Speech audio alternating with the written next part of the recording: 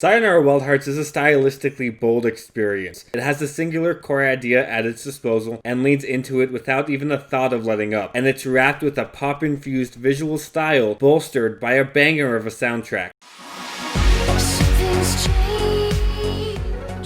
Honestly, the moment I saw the title screen, I was instantly on board with whatever experience the game's developers had in store.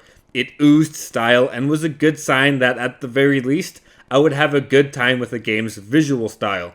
I was in no way prepared for exactly how tightly this game would wrap me in its vibrantly colored world. To break it down to its very simplest idea, Sayonara Wild Hearts is a playable music album, a collection of on-the-rails music videos featuring some absolute bangers that, while magical on their own right, transcend when coupled with the visuals and mechanics of the game. Each stage finds the player navigating their character through ever-changing environment, while trying to collect as many hearts as possible for the end of stage point count. While its gorgeous animations and toe-tapping beats would be variety enough to keep me engaged through the game's roughly hour and a half runtime, each of the 23 stages generally put their own unique twist on the game's on-the-rails structure. Whether it was by introducing a new perspective, introducing a new vehicle, or maybe a whole new game mechanic, it was constantly keeping me engaged with just how much variety they were able to show there. While every last pixel of this game was undoubtedly crafted with nothing but love, the highest highs this game has to offer clearly took a significant amount of passion. This passion is incredibly easy to get lost in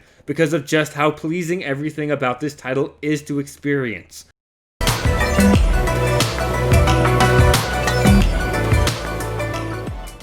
It's quite clear that the star of this show is the game's soundtrack, which is what makes Wild Hearts such a unique experience. Each stage's unique track dictates the tone and pacing of each stage, allowing for serene moments of reflection to gradually ramp up into roaring waves of exhilaration. The environments and obstacles flow and harmonize with each beat, creating a very fluid gameplay loop that keeps things simplistic in order to preserve that magical feeling of experiencing absolute bangers by being the star. The game makes it clear that it wants to be as accessible as possible, and despite being a game, it doesn't want to tie itself down to the trappings of traditional games. This is why the game's mechanics are so simplistic. They're intended to be accessible to anyone who could pick up a controller. Sayonara Wild Hearts is the perfect example of why gaming is such a fantastic medium, thanks to having the natural ability to meld the very best parts of just about every other type of medium. If Wild Heart was uploaded to YouTube as just music videos, the player's portion of the experience is lost. Without the music, there is no heart. Without the narrative, there is nothing tying it together. And without the visuals, you're back on the radio. Separately, each element of what makes this game unique is fantastic in its own right. However, it's when you craft them specifically to work together and feed off of the best parts of each other that you get something truly special.